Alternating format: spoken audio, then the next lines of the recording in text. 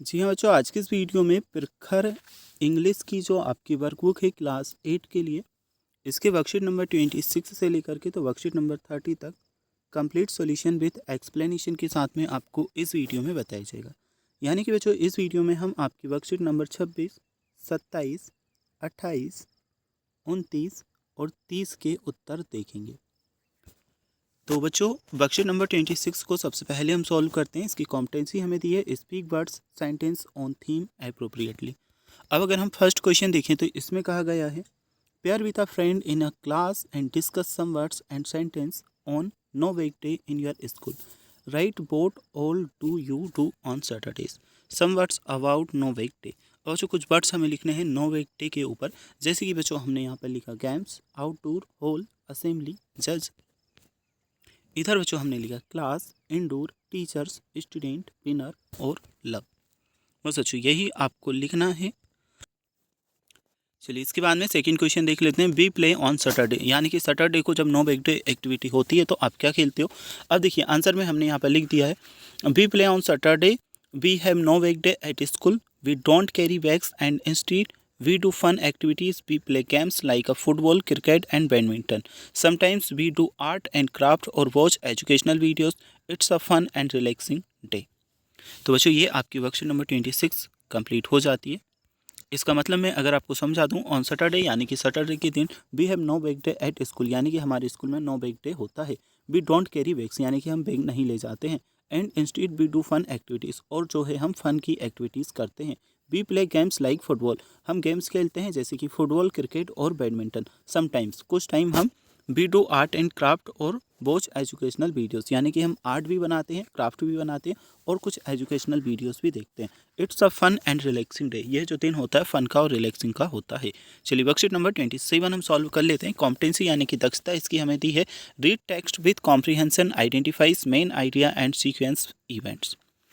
अब जो worksheet number 26 के क्वेश्चन के आंसर हम देखेंगे। Read the given information on the stone of Chand Bauri and answer the following question. बच्चों चंद बाउरी एक जो है स्टोन है, इसके ऊपर हमें क्या जो डिटेल्स है वह यहाँ पर दी है। अब इसे हमें रीड करना है, इसके अकॉर्डिंग जो क्वेश्चंस दिए गए हैं नीचे इनके आंसर लिखने हैं। चलिए पहले नंबर के क्वेश्चन को हम समझेंगे। हु बिल्ट चंद बाउरी, यानी कि चंद जो बाउरी है इसे किसने बनाया। तो आंसर में हम लिखेंगे किंग चंदा ऑफ निकुम्बा डायनेस्टी, यानी कि जो राजा थे चंदा निकुम्बा डायनेस्टी के, उन्होंने इसे क्या बिल्ट किया था, बनाया था। Where is Chand Baori situated, जो चंद बाउरी है वह कहाँ पर स्थित है। आंसर में हमने लिखा अभानेरी इन राजस्थान, यानी कि राजस्थान के अभानेरी में स्थित है। What was the ancient name of Abhaneri, Abhaneri का पुराना प्राचीन नाम क्या था। तो आभा नगरी प्राचीन नाम था, आभा नगरी हमने आंसर में लिख दिया है। अब जो फोर्थ नंबर का क्वेश्चन अगर हम देखें तो इसमें आपसे पूछा है in which century was Chand Baori built, यानी कि कौन सी सेंचुरी में चंद बाउरी बनाई गई थी। तो ड्यूरिंग 8th और 19th सेंचुरी में। Do you find step ball Bauri in your area, क्या आपको स्टेप बॉल और बाउरी वगैरह आपके एरिया में देखने को मिलती है, वह हमें बताना है। तो बच्चों अगर आपके एरिया में देखने को मिलती है तो आप यस लिख सकते हो, नहीं देखने को मिलती है तो नो लिख सकते हैं। हमने यहाँ पर नो लिखा है।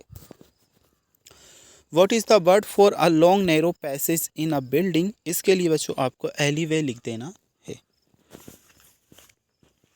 तो चलिए ये हमारा कंप्लीट होता है। वर्कशीट नंबर 28 को हम समझ लेते हैं। कॉम्पिटेंसी यानी कि दक्षता दी है, यूज्ड पंक्चुएशन मार्क एप्रोप्रिएटली। अब बच्चों I live in Navrangpura, I live in Navrangpura, Ketan is my best friend, तो Ketan is my best friend और यहाँ पर लगा देंगे बच्चों full stop. What is your name, what is your name, यहाँ पर हम लगा देंगे बच्चों क्वेश्चन मार्क जो हमें लगाया है। Preeti, Lakshita and Swati are playing in the garden, इसमें हम लिखेंगे प्रीति, लक्षिता एंड स्वाति, यहाँ पर देखिए कॉमा भी लगा दीजिएगा एक। Preeti, Lakshita and Swati are playing in a garden और यहाँ पे फुल स्टॉप। नेक्स्ट है he ask me where do you study, तो he ask me where do you study, यहाँ पे आ जाएगा फुल स्टॉप। फिर है we went Jaipur last month, अब बच्चों इसमें आएगा we want Jaipur last month और फुल स्टॉप। चलिए अगला क्वेश्चन दिया है rewrite the given paragraph using the correct punctuation capital letters, तो इस पैराग्राफ को हमें रीराइट करना है, यानी कि डबल से लिखना करेक्ट पंक्चुएशन का प्रयोग करके। अब देखिए बच्चों पूरा जो पैराग्राफ है कुछ इस प्रकार से हमें दिया गया है। क्या कहा गया है यहाँ पर तो हमें क्या करना था, जैसे कि करेक्ट पंक्चुएशन क्या होते हैं बच्चों, जैसे कि जो कॉमास वगैरह होते हैं, अल्प विराम होता है, क्वेश्चन मार्क होता है, फुल स्टॉप होता है ना, ये लगा करके हमें डबल से लिखना था। तो हमने क्या किया, डबल से लिखा। When I was a child I could talk, when I was 6 years old I learn language, I could speak 2 languages, now I am 10 years and I can speak 3 language, I live in Jaisalmer. Okay तो बच्चों ये आपका answer हो जाएगा, यहाँ से आपको देख लेना है, कर लेना है। चलिए इसके बाद में हम देख लेते हैं बच्चों आपका जो अगली वर्कशीट है, अगली वर्कशीट को समझेंगे। वर्कशीट नंबर 29 आपको दी है। कॉम्पिटेंसी अगर हम देखें तो right simple sentence on a topic situation using appropriate punctuation. अब 5 से 10 सेंटेंस हमें लिखने हैं। About the place you visited, यानी कि जिस जगह पर आप गए हो ड्यूरिंग समर ब्रेक, यानी कि गर्मियों की छुट्टियों में जिस जगह पर आप गए हो उसके बारे में हमें 5 से 10 सेंटेंस लिखने हैं। If you did not go anywhere, अगर आप कहीं पर नहीं गए, then write what you did at home during a break. तो फिर आपको लिखना है कि आप घर पर ब्रेक टाइम में, यानी कि छुट्टियों के टाइम पर आपने क्या किया। तो देखिए बच्चों अब हम आंसर लिखेंगे यहाँ पर। During my summer break I visited Jaipur, यानी कि गर्मियों की छुट्टी में मैं कहाँ पर गया, जयपुर गया। B explore the Amer fort and हवा महल, हमने आमेर फोर्ट और हवा महल के क्या किए, एक्सप्लोर किया, यानी कि देखा। The colourful market and tasty street food were amazing, तो जो रंग बिरंगा मार्केट था और वहाँ के जो स्ट्रीट फूड थे वे क्या थे, अमेजिंग, यानी कि अच्छे, अमेजिंग टाइप के थे। If I stay home I would, अगर मैं घर रुकता है ना, अगर जब मैं घर रुका। अब बच्चों ये तो घूमने का मैंने बता दिया। इसके बाद में अगर मैं घर रुका, इफ़ आई स्टे होम, यानी कि अगर मैं घर रुका, आई वुड रीड बुक्स, यानी कि मैंने बुक्स पढ़ी, वॉच मूवीज़, यानी कि मैंने मूवीज़ देखी, एंड प्ले विद फ्रेंड्स, यानी कि दोस्तों के साथ में खेले।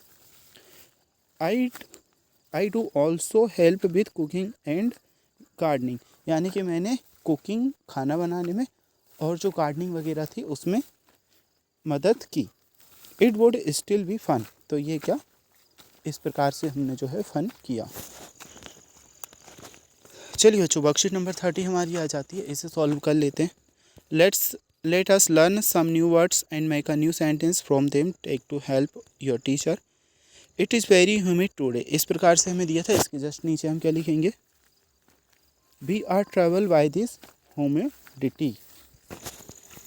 इसके बाद में देखिए this is a mango crop, इसका आंसर हम क्या लिखेंगे, this is a banana crop.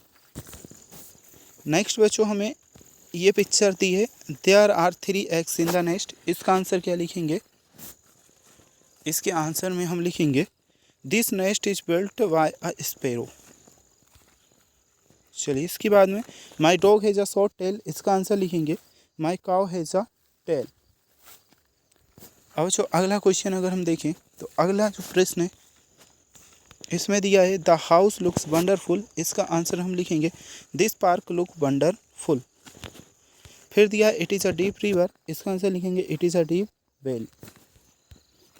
तो बच्चों वर्कशीट नंबर 30 तक हमारा कंप्लीट होता है। आगे की वर्कशीट देखने के लिए लिंक डिस्क्रिप्शन बॉक्स में मिलेगा या फिर चैनल पर प्लेलिस्ट में जा करके देख सकते हो।